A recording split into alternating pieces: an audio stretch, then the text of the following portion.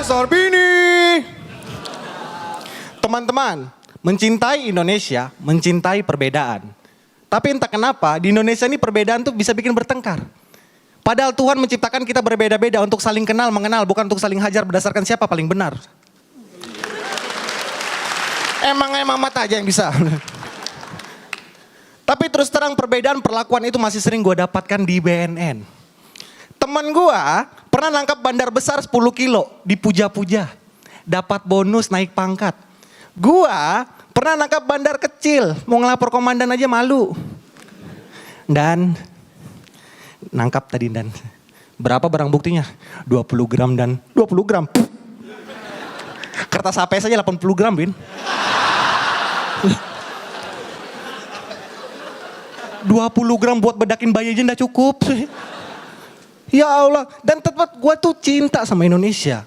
Dan gue bangga kerja di BNN, karena di BNN gue bisa mewujudkan cinta sama Indonesia. Karena program kerja BNN ada namanya tes urin dadakan. Dan biasanya orang terindikasi positif narkoba, itu biasanya dia gelisah dan pura-pura gak bisa kencing. Jadi diurinoir sama teman-teman gitu. Aduh gak bisa kencing pak, ini alasan. Kita cukup kasih satu kalimat untuk orang kayak begini. Selesai tidak selesai urinnya dikumpul. Aduh, ya Allah.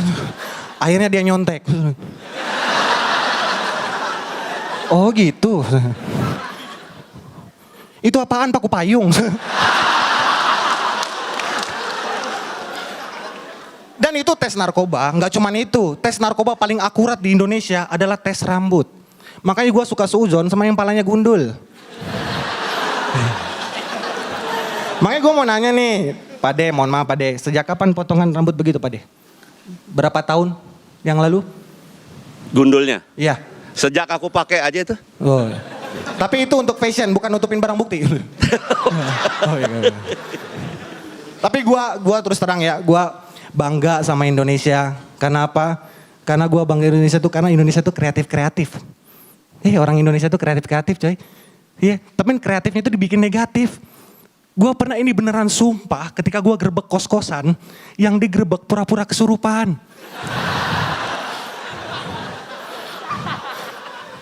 Serius. Debrak jangan bergerak. Saha namina.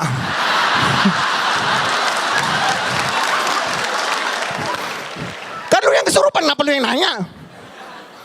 Macem-macem mintanya tuh, minta rokok, minta kopi, minta fallback, macam-macam. Macam-macam. Dan alasannya apa? Alasannya ketika ditanya kenapa lu pakai narkoba, absurd. Alasannya apa? Bukan saya yang pakai, setannya.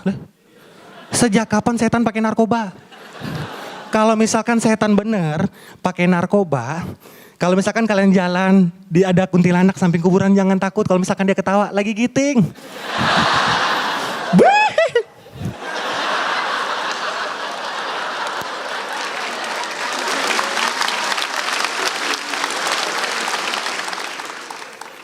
Bang, sabunya bang 20 gram.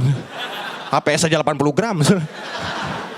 Gua bangga sama Indonesia tapi gua sedih. Karena hukum di Indonesia itu bisa diperjualbelikan nih. Sel mewah, lapas. Selnya tuh mewah banget. Bahkan nih kalau misalkan apa-apa tuh diservis. Bahkan mau makan aja tinggal batuk. Serius, aduh mau makan nih. Makan buah ah. Gokil ya. Bahkan ada tempat karaoke di dalam. Gua takutnya ini semakin mewah, orang-orang semakin termotivasi. Saudara terdakwa bandar narkoba dihukum seumur hidup. Yes. Seumur hidup karaokean. Ada maling ayam. Saudara terdakwa dihukum 2 bulan. Kok 2 bulan, Pak? Seumur hidup lah. Saya belum pernah lihat arwana, Pak. Terima kasih, saya Deswin. Assalamualaikum warahmatullahi wabarakatuh.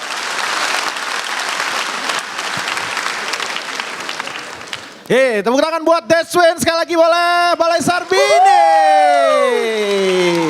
Deswin adalah komika terakhir kita yang tampil di semifinal malam ini. Dan kita langsung aja dengarkan apa kata Dewan Juri kita. Silakan Bang Panji. Tadi lu tuh di depan tuh impersonate Mamat. Ya ampun jelek banget impersonation-nya. Selamat malam Balai Sarbini gitu kan. Ini penontonnya bingung barusan apa. Pasti mereka gue rasa mereka nggak ngeh kalau tadi nggak sih Desvin itu tadi impersonate si Mamat di depan? Kasian, udah gagal nggak lucu lagi. Gini, bahwa lu menggunakan semua teknik yang diminta betul. Tapi lu tidak menggunakannya dengan baik. Jadi ini bukan masalah lucu, masalah bagaimana cara menggunakannya dengan baik.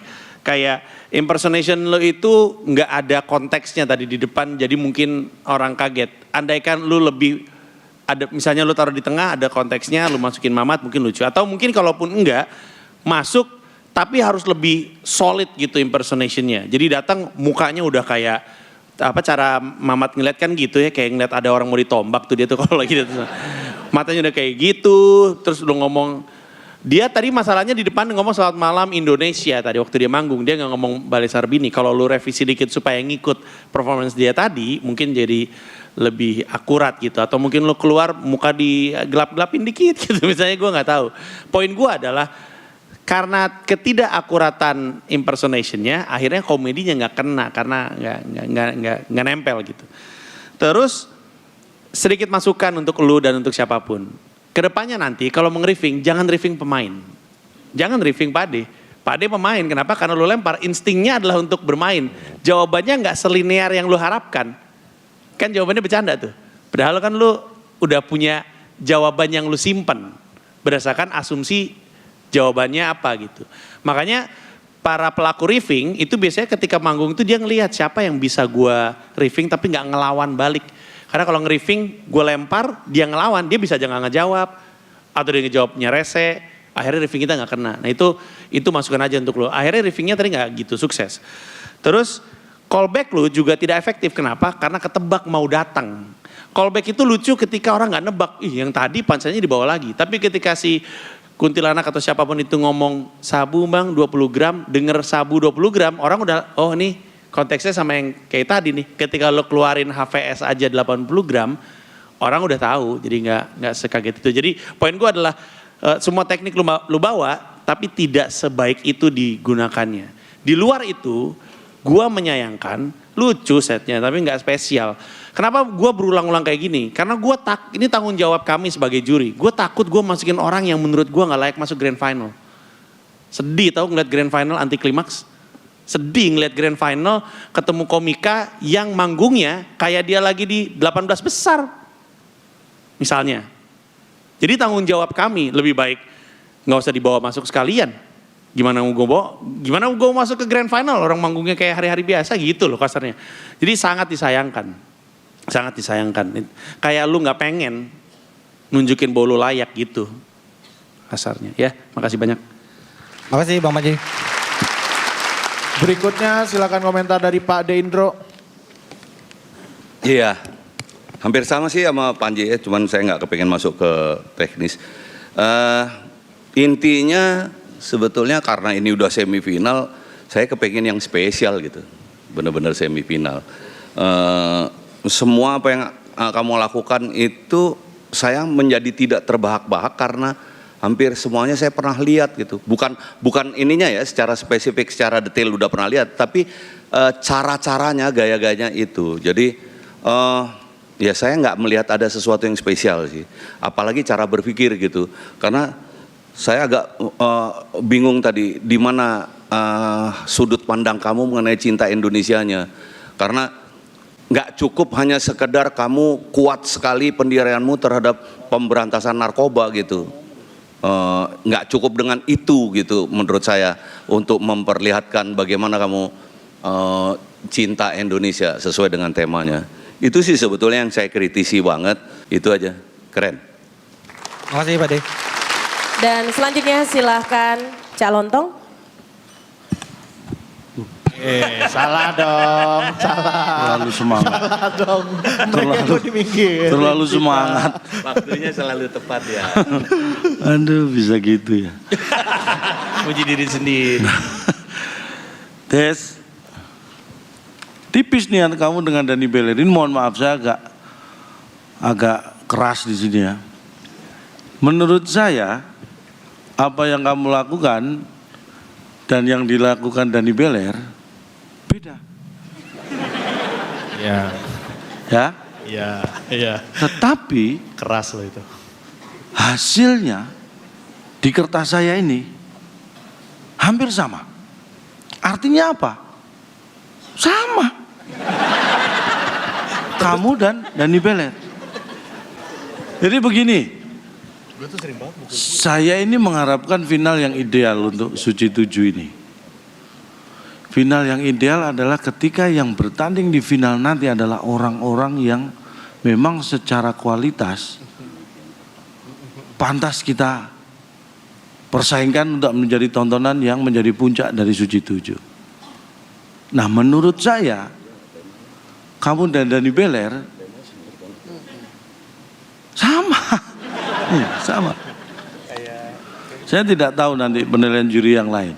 Kita harus memilih yang memang pantas untuk kita sandingkan di puncak dari final Suci 7 ini. Ya, good job. Terima kasih Calon Tong.